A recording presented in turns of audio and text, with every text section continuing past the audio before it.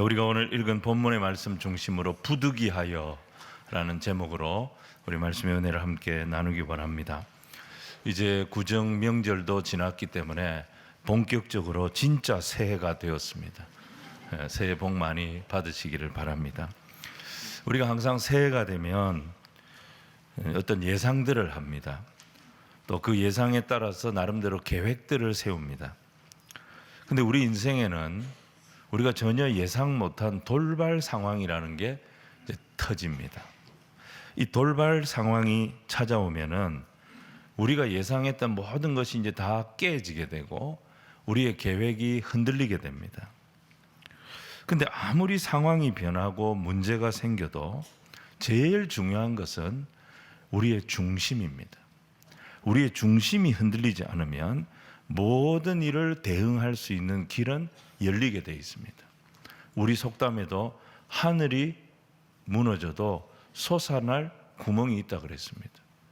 범에게 물려가도 정신만 똑바로 차리면 산다 그랬습니다. 모든 일을 유연하게 대응해 나가면서 이겨낼 수 있는 길을 찾게 되는 것입니다. 여러분, 사실 위기라고 하는 것은 누구에게나 찾아옵니다. 그때 우리 신앙인들은 이런 위기 상황 속에서 무엇을 해야 하느냐, 어떻게 해야 하느냐, 우리 인생에 위기가 왔을 때 그 위기 때문에 내가 계획한 것, 내가 예상한 게 다 흔들리고 있을 때 그때 우리가 무엇을 해야 되느냐, 우리는 두 가지를 먼저 점검을 해야 됩니다. 첫 번째가 뭐냐, 인생이 내 생각대로 되지 않을 때 나의 정체성을 다시 점검하는 겁니다. 거기에 나의 정체성 이렇게 쓰시면 됩니다, 여러분. 나의 정체성을 다시 점검하는 거예요. 사울에게 위기가 왔을 때 사울이 자기 마음의 중심을 지금까지 어디에 두고 살았는지 그게 다 드러난 거예요. 그의 정체성, 그가 무엇을 기반으로 왕으로 통치를 하고 있는지, 그의 마음의 중심에 뭐가 있는지, 그가 무엇을 붙잡고 살아온 사람인지 이게 다 드러나는 거예요. 찾아보니까 그의 마음이 하나님의 말씀이 중심이 아니었던 거예요. 그의 마음을 움직이는 힘은 사람이었던 거예요. 위기 속에서 사울이 왜 흔들립니까? 사람 때문에 흔들리고 있었던 것입니다. 자기 곁을 지켜야 할 사람, 누굽니까? 군사들, 군인들이지 않습니까? 그 군인들이 자기를 떠나고 있는 거예요. 여기에 흔들린 거예요. 빨리 와야 할 사람이 누굽니까? 사무엘 아닙니까? 사무엘이 와야 예배를 드릴 텐데, 그래야 전쟁을 할 수 있는데 사무엘이 안 오는 거예요.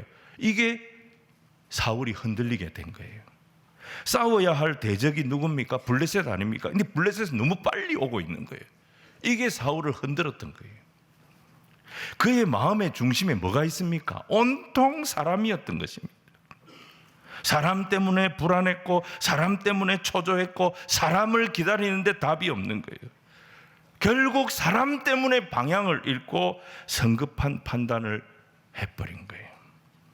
우리도 똑같습니다. 우리가 사람의 영향을 얼마나 많이 받는지 모릅니다. 사람 때문에 기뻐하고, 사람 때문에 괴로워하고, 사람 때문에 실망하고, 사람 때문에 상처받으면서도 또 사람을 기대하고, 사람을 의지하고, 사람에 연연해합니다. 이게 우리의 모습인 것입니다. 목회도 마찬가지입니다. 물론 목회는 사람이 있어야 목회를 할 수 있죠. 사람이 많으면 좋겠죠. 하지만 사람을 딱 의지하는 순간, 사람에 연연하는 순간 그 목회는 오래 못 가는 것입니다. 우리의 신앙은 철저하게, 우리의 기준은 철저하게 하나님의 말씀, 우리를 구원하신 은혜 베푸시는 하나님께 소망을 두어야 할 줄로 믿습니다. 그래야 세상을 이기고 나가고, 그래야 세상을 뚫고 나갈 수가 있는 것입니다. 자, 누가복음 8장 40절 이하에 보시면 회당장 야이로가 예수님을 찾아온 사건이 나옵니다. 야이로는 회당장이었습니다. 신분이 높은 사람이었어요. 이런 신분을 가진 사람이 예수님 앞에 쉽게 나올 수 있느냐? 그렇지 않았습니다. 그런데 이 야이로는 자기 신분 내려놓고 체면 내려놓고 예수님 앞에 나왔습니다. 왜 나왔지요? 12살 된 외동딸이 죽어가고 있습니다. 그것 때문에 야이로의 마음이 낮아진 거고 예수님의 도우심을 간구하는 자리까지 올 수가 있었던 것입니다. 예수님 야이로를 보시고 어떻게 말씀하십니까? 가자. 기꺼이 야이로의 집에 가시겠다고 하셔서 야이로가 희망을 갖고 지금 예수님 모시고 자기 집으로 가는 길이었습니다. 근데 가는 길에서 예상 못했던 돌발 상황이 벌어집니다. 자기 딸이 12살인데 똑같이 12해를 혈루병으로 앓았던 한 여인이 예수님 곁에 와서 예수님 옷자락을 딱 잡은 거예요. 예수님 능력이 나간 거예요. 예수님이 그 여인을 찾고 있는 거예요. 그 여인이 예수님 앞에 나타났어요. 12년 동안 자기가 고통당한 거, 자기가 12년 동안 힘들었던 거 예수님 앞에 막 쏟아내기 시작하는데 이 대화가 끊어지지를 않는 거예요. 한참을 길에서 예수님이 이 여인과 시간을 보내시는데 그러는 동안에 야이로의 집에서 소식이 옵니다. 예수님 더 이상 불편하게 하지 마라. 딸이 죽었다는 거예요. 이 소식을 들은 야이로가 얼마나 황당하고 절망했겠습니까? 그리고 예수님이 이 여인이 원망스러웠겠습니까? 절망하는 야이로에게 예수님 뭐라고 하십니까? 누가복음 8장 50절에 예수께서 들으시고 이르시되 두려워하지 말고 믿기만 하라. 두려워하지 말고 믿기만 하라. 그리하면 딸이 구원을 얻으리라. 이 말씀을 하신 거예요. 아니 딸이 죽었다니까요. 딸이 죽었으면 끝난 거 아닙니까? 끝났는데 뭘 믿으라는 얘기입니까? 여러분 여기서 예수님이 믿기만 하라 이렇게 말씀하신 것은 믿음의 행위를 하라 이 말이 아닙니다. 네 믿음의 분량을 한번 키워봐라 이 말씀도 아닙니다. 이 상황에서 결정하라는 거예요. 네가 무엇을 믿을 것인지, 이 절망의 상황에, 이 황당한 상황에, 이 원망 나오는 상황에 네가 무엇을 선택할 것인지를 결정해라. 네 믿음의 대상을 결정해라. 현실을 믿을 것이냐, 나를 믿을 것이냐. 거기서 네 인생이 결판 날 거다. 두려워 말고 믿기만 하라. 우리 예수님께서 이 말씀을 주셨던 것입니다. 여러분 보세요. 사울의 상황하고 야이로의 상황하고 다를 게 뭐가 있습니까? 둘 다 위기 상황입니다. 사울에게는 블레셋과 전쟁이 일어난 것이 위기 상황이고요. 야이로는 지금 딸이 죽어가는 것이 위기 상황입니다.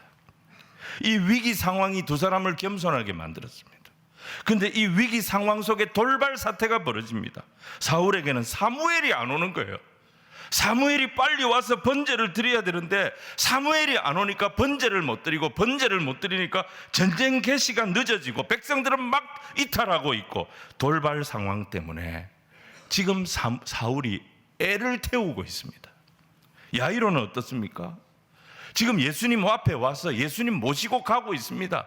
예수님만 가시면 길이 있지 않겠나 생각하고 예수님 모시고 가는데 길에서 돌발 상황이 벌어진 거예요.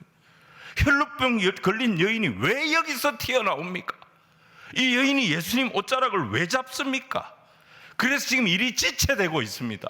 이 돌발 상황 때문에 야이로는 애를 태우고 있습니다. 둘 다 위기 중에 돌발 상황이 벌어진 거예요. 그때 예수님의 해결 방법이 뭡니까? 두려워하지 말고 믿기만 하라. 예상 못한 이 돌발 상황 속에서도 예수님은 여전히 나의 주인이시고 나는 지금까지 그분이 공급해 주시는 은혜로 살아왔고 지금도 내가 그 은혜로 살고 있고 앞으로도 세상은 변해도 변하지 않는 이 은혜로 나는 살아갈 것임을 믿습니다.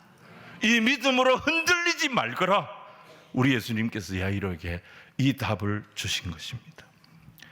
사랑하는 성도 여러분, 2025년도만 돌발 상황, 위기 상황이 우리에게 있는 것이 아닙니다. 수많은 위기 상황 속에 수많은 돌발 사태들이 있어 왔습니다. 앞으로도 있을 것입니다. 이 문제만 해결이 되면 문제가 없느냐? 그렇지 않습니다. 또 다른 문제가 우리를 기다리고 있습니다. 여러분, 우리가 이 세상을 살면서 예상 못한 상황 속에 예상 못한 사태가 벌어졌을 때 우리가 붙잡아야 할 것은 사람들의 말이 아닙니다. 우리 눈에 보이는 현상이 아닙니다. 그때 이 말씀 기억하십시오. 두려워하지 말고 믿기만 하라. 그리하면 딸이 구원을 얻으리라. 여러분, 이 말씀 붙잡는 믿음이 저와 여러분의 정체성입니다. 답은 우리에게 있는 것이 아닙니다. 우리는 답을 만들지 못합니다. 예수님이 길이고 진리고 생명이라고 말씀하셨습니다. 예수님이 은혜를 주시는 분입니다. 예수님이 병을 고치시는 분입니다. 예수님이 나의 필요를 공급하시는 분입니다. 예수님이 나를 살리시는 분입니다. 예수님이 우리를 세우시는 분입니다. 이 믿음으로 충만하라. 예수님께서 야이로에게 이 권면을 하신 것입니다. 이 받아들였을 때 야이로의 딸이 살아났던 것입니다. 결국은 믿음이었습니다. 사울은 믿음을 활성화시키지 못했습니다. 상황이 벌어지니까, 막 현상이 눈앞에서 왔다 갔다 하니까 사울은 어떻게 움직입니까? 형편대로 움직이는, 형편대로. 계속 형편대로 움직이는 거예요. 사울에게서 뭐가 보이지 않습니까? 말씀이 보이지 않습니다.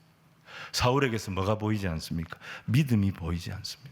위기가 오고 돌발 상황이 벌어지니까 사울은 그렇게 많은 은혜를 경험했고 그렇게 많은 체험을 했음에도 불구하고 그는 불신자가 되어 있습니다. 그러면서 하나님과 멀어진 거예요. 그래서 우리는 위기의 때가 오면 아무 생각이 안 납니다. 위기의 때가 오면 아무 생각이 안 나고 어떻게 해야 될지를 모르기 때문에 평소에 잘해야 되는 거예요. 평소에 성경 읽고, 리딩 지저스, 평소에 성경 읽고, 평소에 기도하고, 훈련은 평소에 하는 것입니다. 군대에서 하는 말이 뭡니까? 훈련에 땀 한 방울이 전쟁터에서 피 한 방울과 같다. 훈련 때 땀을 많이 흘려놓으면 전쟁에 피 안 흘린다.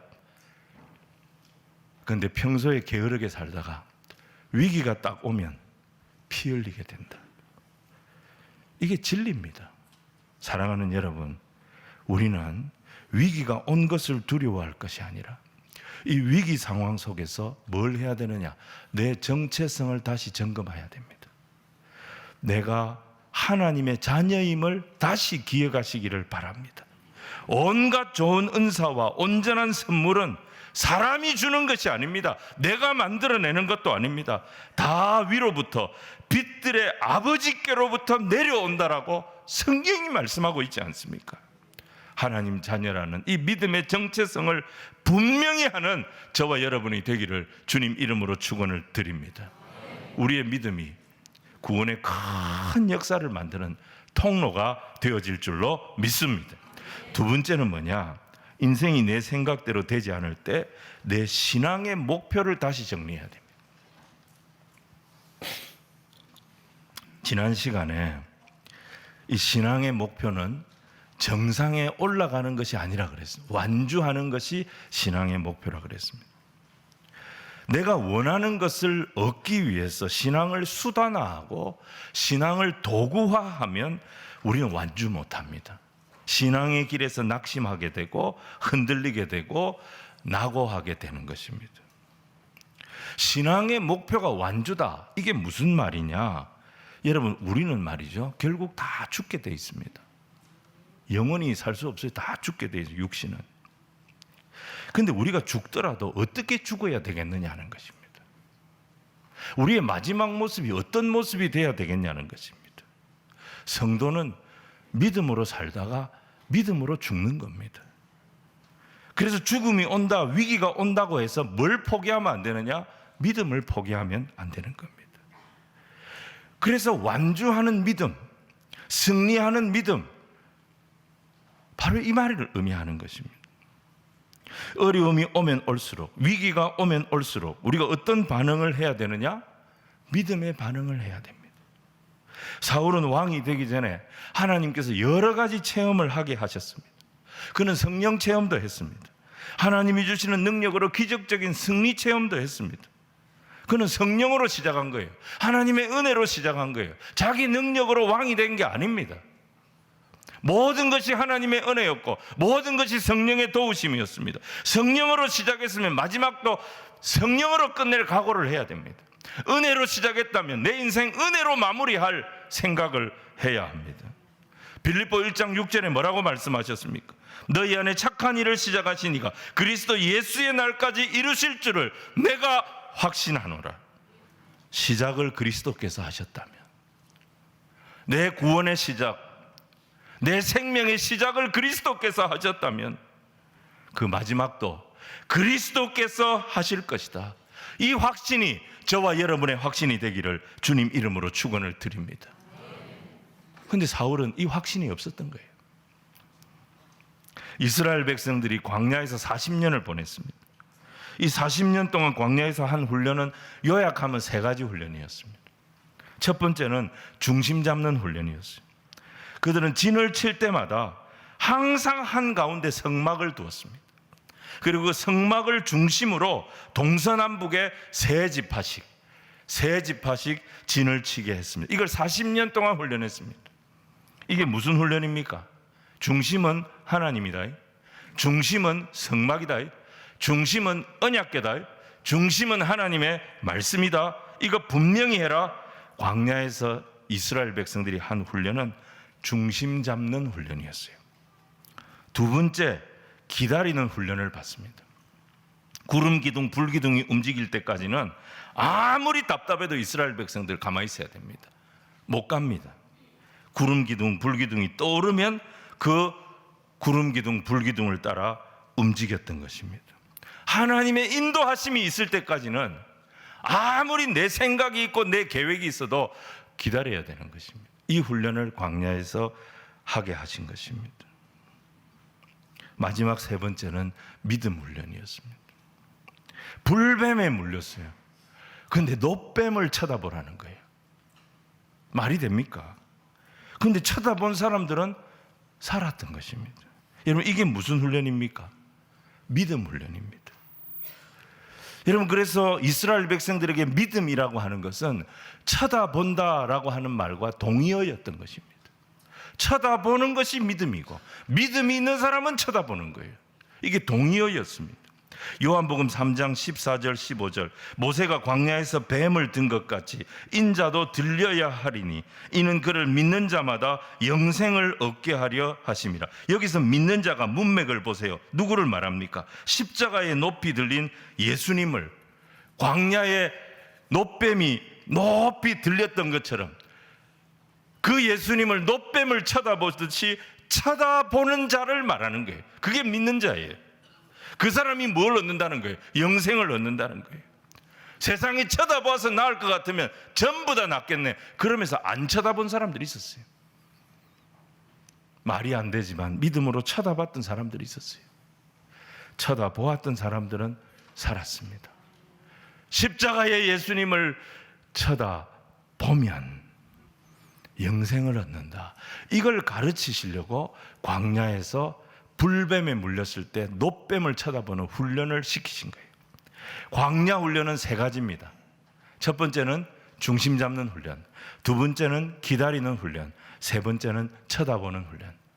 중심 잡는 훈련, 기다리는 훈련, 쳐다보는 훈련. 사울은 지 힘으로 왕이 됐습니까? 은혜로 왕이 됐어요. 그거 깨닫게 하시려고 성령 체험하게 하셨고 그거 깨닫게 하시려고 승리 체험하게 하셨어요. 그러면 사울은 왕이 된 뒤에 누구를 봐야 됩니까? 무엇을 쳐다봐야 합니까? 자기를 왕으로 세워주신 하나님의 은혜, 하나님의 능력, 그거 믿고 계속 말씀 붙잡고 믿음으로 나갔어야 했는데 그의 눈에 뭐가 들어왔어요? 흩어지는 백성들이 들어왔어요.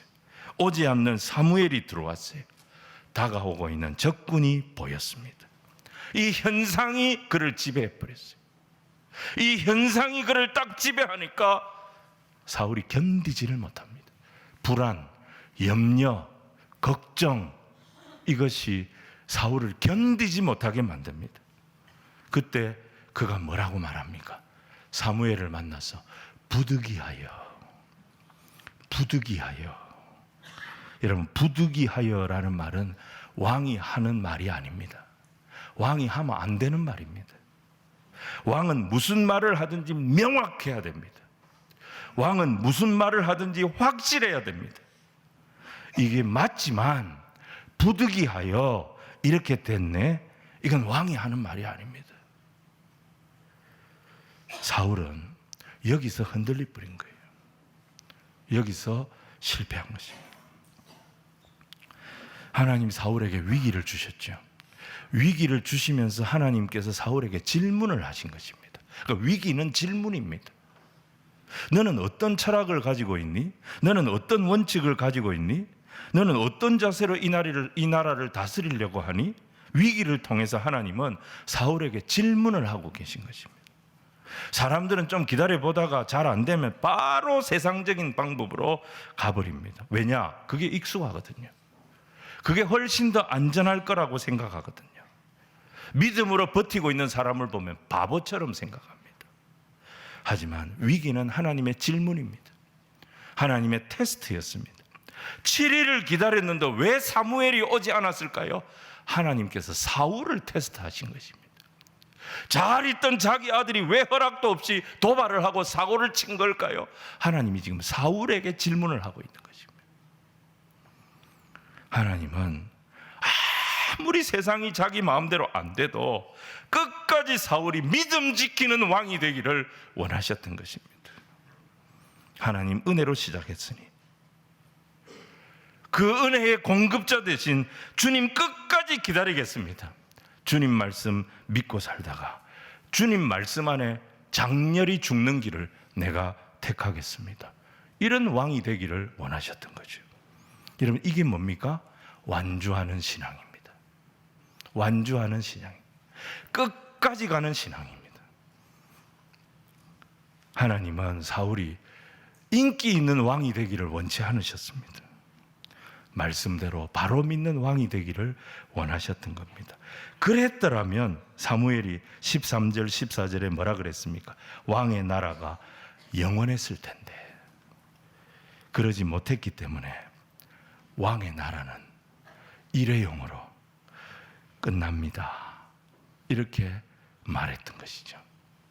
자, 오늘 말씀 정리하겠습니다.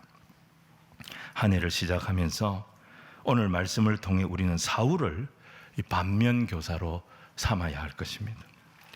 사울은 위기 상황을 만났습니다. 그런데 그 위기 속에 또 돌발 상황이 터졌습니다. 우리 인생도 마찬가지예요. 2025년 우리 인생 내 계획대로 내 생각대로 잘 안 될 겁니다. 여러분, 그럴 때 우리가 뭘 점검해야 되느냐? 나는 누구인가? 나는 지금까지 뭘 붙잡고 살아온 사람인가? 내 정체성을 다시 점검할 필요가 있습니다. 나는 하나님 자녀입니다. 모든 좋은 것들을 친히 공급해 주시는 내 아버지 하나님이 계십니다. 어떤 돌발 상황 속에서도 내가 하나님의 자녀라는 이 정체성, 이건 명확히 하면 은혜의 공급자 되신 주님께서 그 주님의 능력을 우리가 다시 체험하도록 길이 열리고 은혜의 역사가 나타나도록 인도하여 주실 줄로 믿습니다. 또 하나는 내 인생 내 마음대로 되지 않을 때 내 신앙의 목표를 다시 정리를 해야 됩니다. 신앙은 어떤 목표를 이루기 위한 수단이 아닙니다. 도구가 아닙니다. 그렇게 생각하면 사울처럼 낙오하는 거예요. 신앙은 끝까지 가지고 가는 겁니다. 완주하는 겁니다. 은혜로 시작했어요. 은혜의 공급자 되신 주님 쳐다보고 끝까지 그 말씀 믿고 살다가 그 말씀 안에서 주님 다시 만나는 날 오기를 원합니다. 이게 우리의 소원이 돼야 되는 거예요. 이게 완주하는 신앙인 것입니다. 예배하다가 주님 앞에 서겠습니다. 기도하다가 주님 앞에 서겠습니다. 사랑하다가 주님 뵙겠습니다. 충성하다가 주님 앞에 가겠습니다. 끝까지 우리가 이 길을 가기로 결단하는 거예요. 세상이 어떤 상황이고 사람들이 무슨 말을 해도 나는 은혜로 살아왔고 지금도 은혜로 살고 앞으로도 이 은혜로 살다가 주님 뵙기를 원합니다. 이 고백 속에 승리하는 우리 성도님들 다 되시기를 주님 이름으로 축원을 드립니다.